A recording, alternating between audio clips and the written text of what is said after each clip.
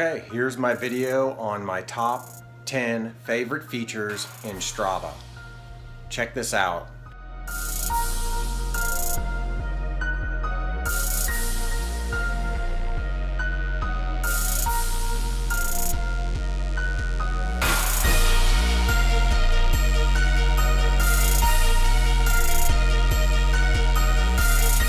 With Strava, you can follow people. So you'll be able to follow friends, athletes. Having a place to show off your fitness data is great because a lot of times on other social networks, if you share your fitness data, you almost feel like you're bragging to other people about what you did and your accomplishments. Strava's sole purpose is to basically brag about your workouts that you did, and everybody on there does the same thing, so you don't feel guilty about talking about the run that you did or the bike ride that you did, which makes it a really nice environment. But you can basically follow all kinds of different people.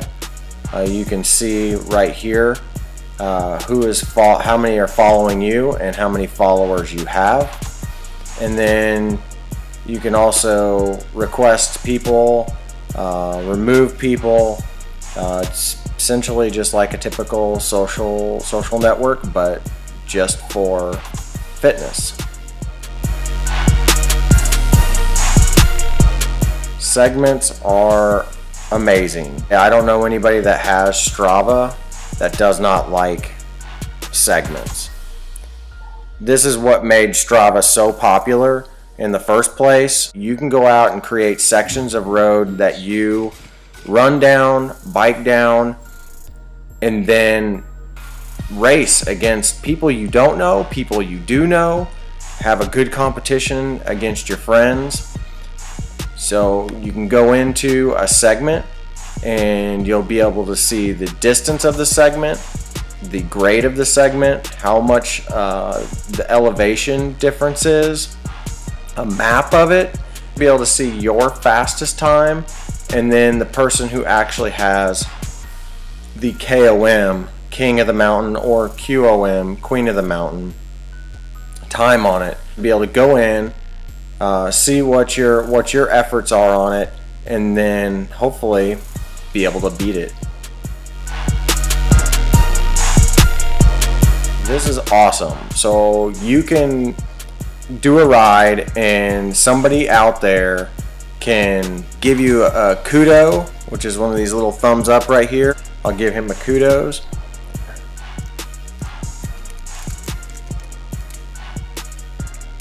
And leave a comment for him, and then next time he opens up his Strava, he'll see I gave him a kudos and I gave him a comment. It's a great way to get extra motivation. This will encourage a lot of people to go out and do the same thing the next day. Goals are kind of something that's new to me as far as on Strava, but I've found that I really like them. So you can go in and you can set weekly goals. For instance, this is what I've got for running. I want to do a minimum of 10 miles per week. I've got a yearly goal for running. I've also got a weekly goal for cycling and a yearly goal for cycling. This will kind of keep you motivated, keep you on track for the year. But then you also have goals for segments. So you can go in and you can say on a segment, I want to hit a specific time. Like for instance, on this big hill on Lynn, I want to get 2 minutes and 27 seconds up it. If I do that, that would give me the KOM. A coworker at work actually challenged me to do one forward lap on the London Loop in Zwift to get it under 27 minutes. I think we're both like 28 or 29 minutes, so that's a pretty big goal for us. But being able to set a goal gives you something to shoot for. Once you hit that goal, you'll feel that much better about it. Clubs are amazing. If you have not joined a club on Strava, I highly recommend it. You get a lot of motivation from people that are inside the clubs. You can go into the actual clubs. So if I click on Zwift riders, whenever I get in here, this club, you'll actually see who the distance leader was, what was the longest ride. This particular person did 194.5 miles. That's amazing. This person had the most elevation change in the week. So this is all weekly related. And then you can kind of scroll down through here and you'll see eventually where you stack up.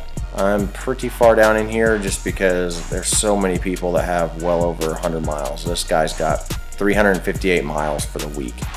But this is a great way to get motivated. I find that it's the best way if you want to get a lot of people seeing your activities. So you can get lots of kudos and comments, and then you get to know people on here just because of the sheer social aspect of it. This thing is incredible. I know that there are other options out there and that this is only a premium option, but I really enjoy looking at this throughout the week just to kind of see where I'm at. If it's a week that I know I'm going to be pushing myself really hard, I'm expecting these numbers to change a specific way. If it's a week that I'm trying to recover on, I'm expecting them to change the opposite. So this form here, when I'm on a non-recovery week, I expect it to more than likely become more negative. That means that I'm getting more tired. But when I'm on a recovery week, I'm hoping to reduce this negative amount and make it closer to positive, if not positive, the whole time. I do have a video out there on that. Feel free to go out there and watch that. I kind of explain exactly how this chart works and how you can fit it into your workout routine. I love activity photos. Every time I have a friend on here that posts a picture, I'm always looking at it. I just love to see where people have gone on their runs or their rides, just to see, you know, what kind of road they're on. They might be on a dirt road that had an epic view, and they take a picture of it. Well, they'll put it right in there, it'll appear on their timeline, and then you can see all of your photos inside of your profile. But if we go back out here to the main screen, as you scroll through the feed, you can kind of see, I've got a friend here who looks like they took a picture of a baseball field. Let's see if we can find somebody here. One of my friends looks like they took a picture of like an icy of some sort, some type of drink. Looks pretty good. But yeah, the photos are really nice. This is one that I took of me and Chad and on our run today. But you can kind of go through and you can kind of see what your friends, what adventures they've been on, and actually get a visual representation. It's just one of those extra elements that makes it more personable. So that's one thing that I highly recommend, is put a photo with your activity, and people will more than likely look at your activity a little bit more. I love this thing. The training log is really cool. I get it confused with the calendar a lot because it's kind of both a calendar, but this gives you a weekly representation spread out through basically as far back as you can go back. So you can see I've got data all the way back to 2009 in here, but you get these bubbles, and for every activity you've done, the bubble gets bigger based off the distance. And then over here on the left, you see this is your representation of your week. So this week I've spent 1 hour and 31 minutes running, and I've done 9.5 miles. I can switch this over to ride, and it'll show that I've done 48 minutes on the bike and I've done 12.1 miles. If I switch it to multi-sport though, I can see all of my different activities that I've done. And so you can see how this one, I did 2 activities in one day. It puts it in this like cool little overlapping bubble that expands whenever you hover over it, and you can see each individual activity. So it's just awesome to be able to go through here and see all of these bubbles. It kind of makes you feel like you've really killed it that week. Whenever I get 6, 7, 8-hour weeks, definitely know that I'm putting in as much effort as I can. But then you can see down here, I've got some lower weeks. They must have been rest weeks. Actually, I think I wasn't feeling too good there, but yeah, you can kind of get a quick visual representation of like, holy cow, I pushed it really hard these 2 weeks. I better take a rest week this week, or something along those lines. So the more bubbles you have, definitely the more epic this training log is going to look.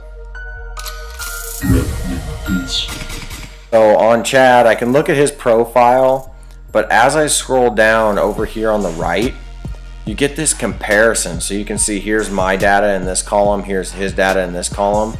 We can see what's been going on over the last 4 weeks. So Chad's just been killing it in running. 24.2 miles average running, where I'm 16.7. So he's definitely dominating me there. He's got me on the time and the average runs per week. He's actually going for a 365-day running streak. And so far he's I think he's like 140 some days into it, so he's doing an awesome job. But you can go through here. This one's for running right now, but you can go down and you can see like these are all-time PRs, like what you do in a mile. He doesn't have anything for that, but what you do for 5K, a 10K, marathon, 50K, all these different things. You can see this one's one of my most favorite things to look at the end of the year, is just to see how I stacked up against my friends. Like I said, Chad's killing it in running, so he's already got 359 miles for the year, where I've got 186 or 168. You can switch it over to biking, and you'll see that I'm definitely beating him in biking this year. I've got 1,154, where he's got 58 miles. This is one of the coolest things in the profile, is definitely this comparison. This was created inside of Strava Labs. Rumor has it that somebody created this for Strava and Strava adopted it. If that's really the story, I hope this person got some good money for it, because this is awesome. Say you do a long run or a bike ride and it's an event, or you know that there are multiple people doing the exact same route. You can actually click on this and you'll be able to see over here the athletes, and then you've got the speed that it'll run at, and then you can click and choose which athletes you want to see. So you know everybody that's checked actually did the 25K. Everybody who isn't checked, I know they did the 50K. I personally know them, and I know that they ran the 50K, so they're not checked.